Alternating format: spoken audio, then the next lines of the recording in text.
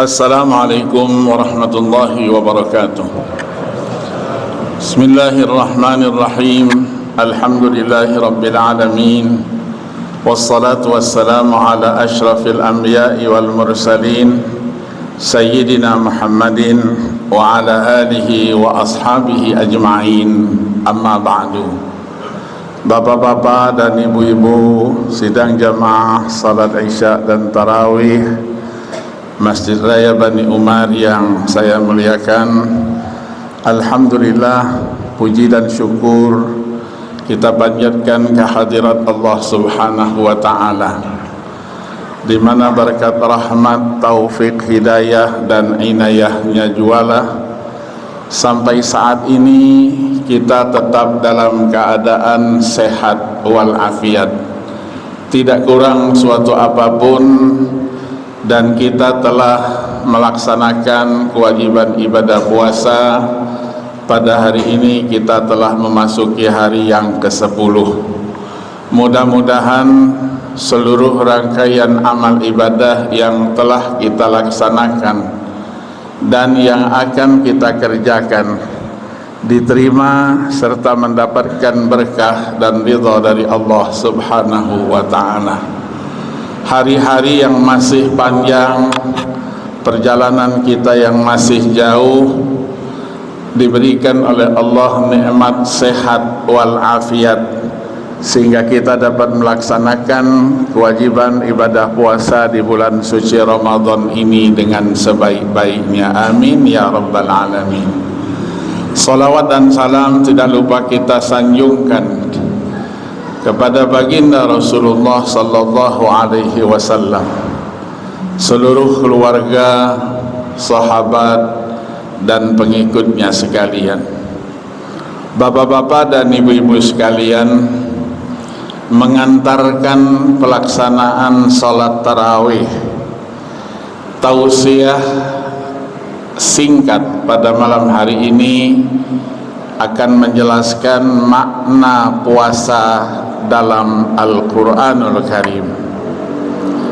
Puasa yang sering kita sebut dengan siyam, saum dan lain-lainnya, di dalam Al-Quran disebutkan kata puasa dengan segala bentuknya. Term yang digunakannya itu sebanyak 13 kali, ditemukan di dalam 11 ayat yang tersebar di dalam 6 surah dari 114 surat-surat Al-Quran. Kita temukan di dalam surah Al-Baqarah, An-Nisa, Al-Ma'idah, Maryam, surat Al-Ahzab dan surah Al-Mujadilah. 8 kali disebut dengan kata-kata siyam, 1 kali dengan kata-kata saum, 2 kali dengan wa antasumu dan falyasumhu, 1 kali menyebut orang yang melaksanakan ibadah puasa, yaitu shaimin dan shaimat. Tidak semua ayat-ayat yang menjelaskan kata-kata puasa yang kita sebutkan tadi menjelaskan makna puasa di dalam bulan suci Ramadan. Yang menjelaskan makna puasa di bulan suci Ramadan hanyalah 4 ayat saja. ayat 183, 184, 185 dan 187 dari 6.236 ayat-ayat Al-Quran. Di dalam surah Al-Baqarah saja, selain ayat-ayat yang kita akan jadikan fokus pembahasan, ayat yang bercerita puasa Ramadan, di dalam surah Al-Baqarah disebutkan 2 kali kata-kata siyam dalam ayat 196 dari surah Al-Baqarah itu sendiri, tapi tidak dalam konteks ibadah puasa Ramadan. 2 kali kata-kata siyam disebutkan dalam konteks ibadah haji. Yang pertama disebutkan untuk menjelaskan bahwa orang yang sedang melaksanakan umroh atau haji dan mengenakan pakaian ihram dan sudah berniat, tidak boleh melakukan larangan-larangan daripada pekerjaan ihram itu sendiri. Apabila dilakukan dengan sengaja, larangan-larangan itu dilanggar, maka ia harus memotong seekor kambing sebagai damnya. Tapi bagi yang tidak sengaja, dibolehkan dia untuk membayar fidyah. Di antara fidyahnya bisa juga dengan puasa. Allah jelaskan, faman kana minkum maridan aw bihi adam min ra'sihi fafidyatum min siyamin aw sadaqatin aw nusuk. 1 kali di dalam surat yang sama, ayat yang sama, disebut kata-kata siyam dalam konteks menjelaskan bahwa ibadah haji ada 3 macam. Ada yang disebut dengan haji ifrad, mendahulukan haji kemudian melakukan umroh. Haji ifrad tidak dikenakan dam. Yang kedua haji tamattu, melakukan ibadah umroh terlebih dahulu, tahallul, kemudian tidak keluar dari miqat sampai dengan pelaksanaan ibadah haji, mengenakan ihram yang baru dengan niat ibadah haji. Haji tamattu ini dikenakan dam. Yang ketiga haji qiran, yaitu berniat haji dan sekaligus berniat juga untuk umrah. Haji qiran dikenakan juga dam. Damnya adalah apabila mampu menyembelih seekor kambing. Apabila tidak mampu, maka ayat ini menjelaskan dia bisa menggantinya dengan puasa selama 10 hari. 3 hari dilaksanakan ketika berada di tanah suci, dan 7 hari dilaksanakan sekembalinya di tanah air. Itulah 10 hari yang sempurna. Allah jelaskan, faman lam yajid fasiyamu salasati ayyamin fil haji wa sab'atin idza raja'tum tilka asyaratun kamilah. 1 kali kata-kata siyam disebut dalam surah An-Nisa, yaitu ayat 92. Ayat ini tidak menjelaskan puasa Ramadan dan juga tidak menjelaskan masalah haji.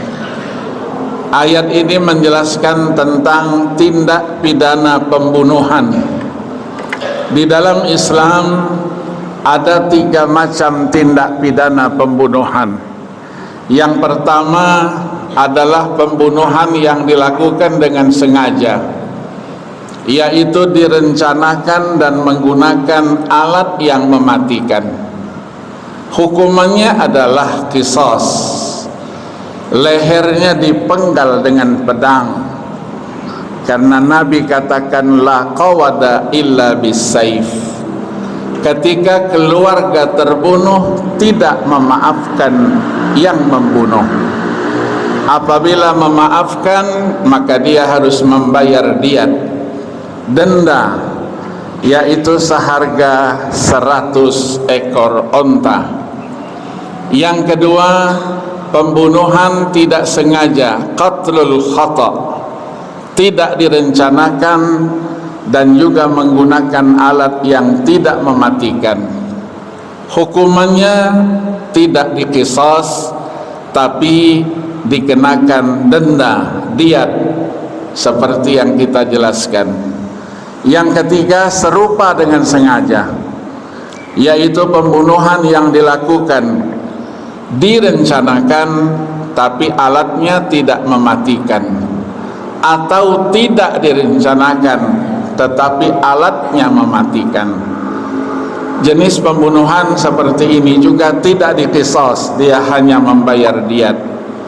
Ketika tidak mampu untuk membayar diat, yaitu seharga 100 ekor onta, maka boleh menggantinya dengan puasa, yaitu puasa 2 bulan berturut-turut, tidak boleh terputus, sebagai bukti taubatnya kepada Allah Subhanahu wa ta'ala.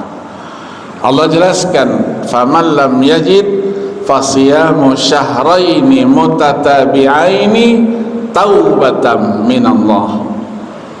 2 kali disebut dengan siyam, 1 kali disebutkan di dalam surah Al-Maidah ayat 89. Puasa di sini dalam konteks kafarah, denda bagi orang yang melanggar sumpahnya, yang di dalam hukum Islam disebut dengan kafarah. Allah jelaskan, apabila seseorang bersumpah menggunakan nama Allah, menyebut nama Allah, tapi ia tidak taati sumpahnya itu, dikenakan kafarah. Kafarahnya adalah fakaffaratuhu it'amu 'asharati masakin min awsati ma tut'imuna ahlikum au kiswatuhum au tahriru raqabah, yaitu dengan memberi makan 10 orang miskin dengan makanan yang biasa dia makan untuk keluarganya. Yang kedua, kalau tidak mampu, memberikan pakaian 10 orang miskin atau memerdekakan seorang hamba. Apabila tidak mampu ketiga hal tersebut, boleh menggantinya dengan puasa, yaitu puasa 3 hari. Faman lam yajid fasiyamu salasati ayyamin. Perbedaan pendapat para ulama dalam pelaksanaannya, apakah 3 hari itu harus berturut-turut atau tidak. Mazhab Hanafi, pendapat Imam Abu Hanifah rahimahullah, dilaksanakan 3 hari itu harus berturut-turut, berdasarkan qiraat Abdullah bin Mas'ud radhiyallahu an, faman lam yajid fasiyamu salasati ayyamin mutatabi'at. Sementara mayoritas ulama tidak demikian. Yang kedua, disebutkan di dalam ayat 95 dalam surah yang sama, yaitu surah Al-Maidah, tidak berbicara tentang sumpah, tidak bicara tentang puasa Ramadan, juga tidak berbicara tentang pembunuhan. Di sini kembali menjelaskan masalah haji. Orang yang sedang mengenakan pakaian ihram tidak boleh berburu binatang, membunuh binatang. Ya ayyuhalladzina amanu la taqtulus sayda wa antum hurum. Apabila dia lakukan, berarti dia melanggar larangan-larangan ihram, maka dendanya antara lain dengan puasa, au adlu dzalika siyaman liyadzuqa wabala amri. Satu kali disebut dengan kata-kata saum, tidak dengan siam.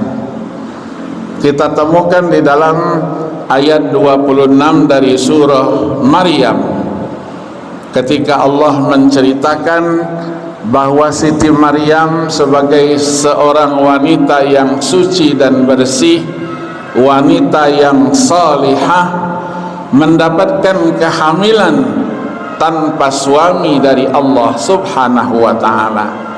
Maka dia merasa risau, galau, dan merasa malu.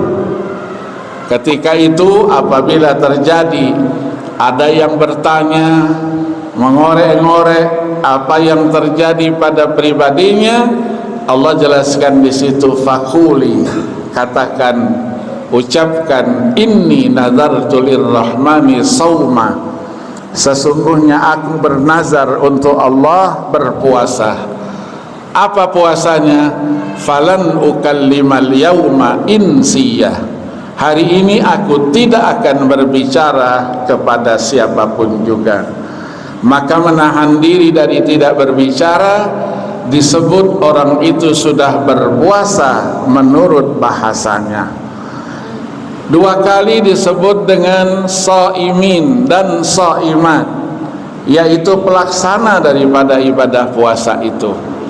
Allah sebutkan di dalam ayat 35 surah Al-Ahzab bahwa orang-orang yang berpuasa, pria maupun wanita, mendapatkan satu penghormatan dari Allah, ganjaran dari Allah, akan dihapuskan dosa dan kesalahannya, dan mendapatkan pahala yang besar di sisi Allah Subhanahu wa ta'ala.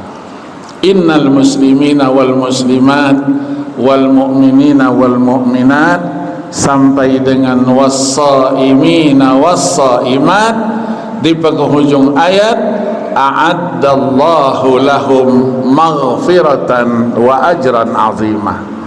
Satu kali lagi disebut dengan siyam juga dalam ayat 4 dari surah Al-Mujadilah.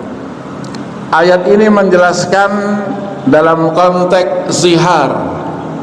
Zihar adalah istilah yang ada dalam hukum Islam, yang secara bahasanya artinya punggung. Ketika suami mengatakan kepada istrinya, anti alayya ka zahri ummi, engkau di mataku, di hadapanku sama dengan punggung ibuku. Ketika dia ucapkan itu, maka dia harus membayar denda kafarah. Kafarahnya bisa dengan memberi makan 60 orang miskin, atau bisa juga dengan puasa 2 bulan berturut-turut, tidak boleh terputus sebelum ia sentuh kembali istrinya itu. Faman lam yajid fasiyamu syahraini mutatabi'aini min qabli ayyatamassa. Ayat-ayat yang bercerita puasa Ramadan yang kita sebutkan tadi di dalam surah Al-Baqarah, 4 ayat di dalam surah tersebut, Allah mulai dengan ya ayyuhalladzina amanu.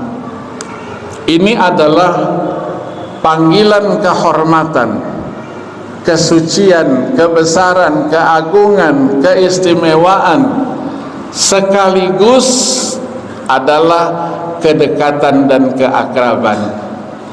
Dalam ilmu Al-Quran disebut dengan wujuhul mukhatabat. Ada 33 jenis hal-hal seperti ini. Salah satunya, Allah akan perintahkan sesuatu dengan menyebutkan perintah itu serta mengarahkannya kepada orang-orang yang beriman, orang-orang yang imannya sejati, imannya murni, akan menerima perintah itu. Apa perintahnya? Perintahnya adalah puasa. Siapa yang memerintahkannya? Allah Subhanahu wa ta'ala tidak menyebutkan jati dirinya. Kutiba alaikumus siyam, diwajibkan atas kamu berpuasa. Siapa yang mewajibkan? Jawabannya adalah yang memanggil kalian dengan panggilan kehormatan, kemuliaan, sekaligus keakraban dan kedekatan. Puasa juga merupakan ibadah, bukanlah merupakan ibadah baru, tapi ia merupakan ibadah yang sudah pernah disyariatkan sebelumnya, hanya tata caranya saja yang berbeda. Apa tujuan daripada perintah itu? Karena di dalam agama kita setiap ada perintah pasti ada hikmahnya, ada maslahatnya. Setiap ada larangan pasti ada hikmat dan maslahatnya.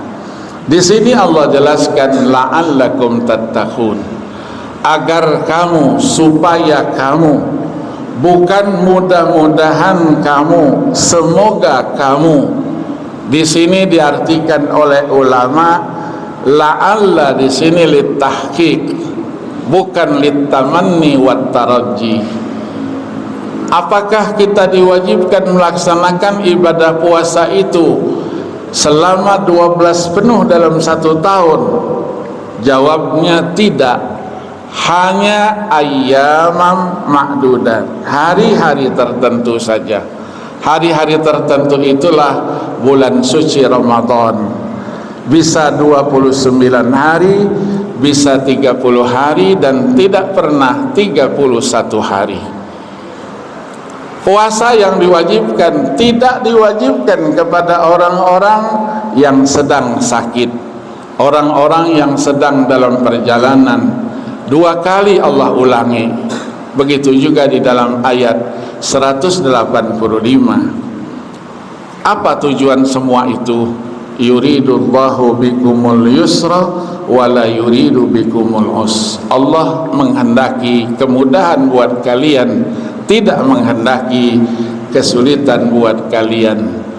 Puasa disebutkan juga di sini baru diwajibkan pada awal Ramadan apabila menyaksikan bulan. Faman syahida minkumus syahra falyasum. Itulah yang sering kita sebut dengan Lailatul Isbat, malam penetapan 1 Ramadan yang dilakukan oleh pemerintah. Ada yang menggunakan hisab. Yang menggunakan hisab kemarin mengumumkan terlebih dahulu jauh-jauh hari puasa tanggal 23 Maret. Alhamdulillah tahun ini kita semuanya sama. Di seluruh pelosok dunia 23 Maret kita mulai 1 Ramadan. Kenapa demikian? Karena bulan hilal itu sudah berada di atas 7 derajat.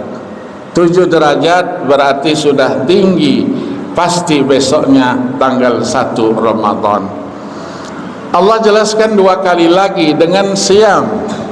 Pertama ayat 87 187, uhilla lakum lailatas siyamir rafathu ila nisaikum. Menjelaskan kalau di siang hari kalian tidak boleh menggauli istri kalian, maka malam hari dibolehkan untuk itu. Kapan kita mengakhiri ibadah puasa kita setiap hari? Setelah kita mulai dari terbit fajar shadiq, Allah jelaskan summa atimmus siyama ilal lail, yaitu ketika terbenam matahari masuk waktu maghrib kita mengakhiri ibadah puasa kita dari setiap harinya. Ibadah puasa adalah ibadah sirriyah, penuh dengan rahasia. Tidak ada yang tahu dengan kualitas puasa seseorang kecuali Allah Subhanahu wa ta'ala dan orang itu sendiri. Maka puasa yang diharapkan dari kita adalah menahan diri dari hal-hal yang membatalkan puasa dan yang membatalkan pahala daripada ibadah puasa itu. Mudah-mudahan Allah Subhanahu wa ta'ala memberikan kepada kita kekuatan lahir dan batin sehingga kita dapat melaksanakan ibadah puasa dengan sebaik-baiknya. Malam harinya kita hidupkan dengan qiyamul lail, salat tarawih. Mudah-mudahan semua ini kita lakukan karena Allah Subhanahu wa ta'ala dan semata-mata dengan keimanan yang kita miliki. Mohon maaf atas segala kekurangannya. Terima kasih. Wassalamualaikum warahmatullahi wabarakatuh.